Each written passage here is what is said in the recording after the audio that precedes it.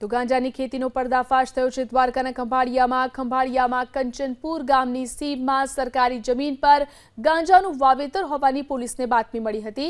આ બાદ પોલીસે તપાસ કરતા 2,27,000ની કિંમતનો અંદાજે 4.5 કિલોનો ગાંજાનો જથ્થો ઝડપી પાડ્યો। આ કેસમાં પોલીસે મધ્યપ્રદેશના ગુલાબસિંહ ઠાકોરને ઝડપી 3 દિવસના રિમાન્ડ મેળવ્યા છે।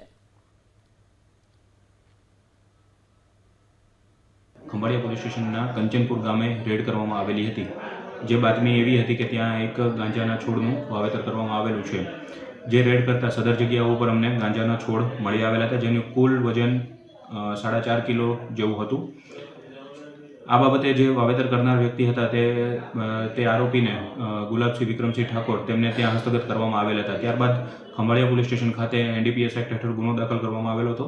ગુનાની તપાસ દરમિયાન એવું જાણવા મળેલું કે આરોપી ગુલાબસિંહ વિક્રમસિંહ ઠાકોર પોતે ગાંજો પીવાની ટેવવાળા છે, તેમજ પોતાનું વતન મધ્યપ્રદેશ હોય આ ગાંજાના વાવેતર માટે તેમના બિયારણ તે મધ્યપ્રદેશથી લાવેલા હતા અને પોતે પોતાના અંગત ફાયદા માટે તેમણે વાવેતર કર્યા હોવાનો ખુલાસો હાલ એમને આપેલો છે।